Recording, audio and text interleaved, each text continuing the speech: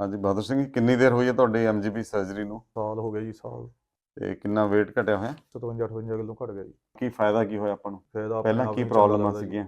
ਸਾਹ ਬਹੁਤ ਚੜ੍ਹਦਾ ਸੀ, ਖੀਜ ਦਾ ਘਰਾੜੇ ਵੱਜਦੇ ਸੀ। ਹੁਣ ਸਾਹ ਨਹੀਂ ਚੋਕ ਚੜਦਾ? ਪੈਂਦੀ, ਨਹੀਂ ਸਾਹ ਤਾਂ ਨਹੀਂ ਚੜ੍ਹਦਾ ਜੀ। ਕਿੰਨਾ ਵੀ ਤੁਰਨਾ ਹੋਵੇ ਤੁਰ ਸਕਦੇ ਹੋ? ਹਾਂਜੀ, ਤੁਰਦੇ ਵੀ ਹੋ 5-4 ਕਿਲੋਮੀਟਰ? ਤੁਰਦਾ ਤਾਂ ਬਹੁਤ ਹੈ ਜੀ। ਬਹੁਤ ਸਾਡਾ ਤੁਰਦੇ? ਕੰਮ ਹੀ ਸਾਡਾ ਉੱਥੇ ਖੇਤੀਬਾੜੀ ਦਾ। ਅੱਛਾ ਨਿਊਜ਼ੀਲੈਂਡ ਦੇ ਵਿੱਚ ਹਾਂਜੀ। ਹੁਣ ਕੋਈ ਸਾਹ ਨਹੀਂ ਚੜਦਾ? ਨਹੀਂ ਜੀ, ਤੇ ਦੂਸਰਾ ਘਰਾੜਿਆਂ ਦਾ ਦੱਸੋ, ਉਹ ਕਿਵੇਂ ਆ? ਉਹ ਵੀ ਨਹੀਂ, ਹੁਣ ਸਹੀ ਆ। ਪਹਿਲਾਂ ਕਾਫੀ ਵੱਜਦੇ ਸੀ ਘਰਾੜੇ? ਪਹਿਲਾਂ ਤਾਂ ਜੀ ਘੁੰਮਣ ਫਿਰਨ ਵੀ ਜਾਈਦਾ ਸੀ, ਯਾਰ ਦੋਸਤ ਵੱਖਰੇ ਕਮਰੇ 'ਚ ਪੈਂਦੇ ਤੇ ਮੈਂ ਵੱਖਰੇ 'ਚ ਪੈਂਦਾ ਹੁੰਦਾ ਸੀ। ਇਹ ਸਾਰਿਆਂ ਨੂੰ ਦੱਸੋ, ਤੁਹਾਡੀ ਜਿਵੇਂ ਜੇ ਪਹਿਲਾਂ ਨਾਲ ਕੰਪੇਅਰ ਕਰਕੇ ਦੇਖਦੇ ਆ, ਗਰਦਨ ਤੁਸੀਂ ਦੇਖਿਆ ਹੀ ਆ, ਹਾਂਜੀ ਹਾਂਜੀ, ਇਹ ਹੈਗਾ ਸਲੀਪ ਐਪਨੀਆ। ਠੀਕ ਠੀਕ। ਸਿੰਪਲ ਇਫੈਕਟ ਆ ਕਿ ਗਰਦਨ ਭਾਰੀ ਹੋਈ ਆ, ਅੰਦਰ ਜਗ੍ਹਾ ਟਾਈਟ ਹੋ ਗਈ, ਹਾਂਜੀ ਜੀਭ ਪਿੱਛੇ ਗਿਰਦੀ ਆ ਰਾਤ ਨੂੰ।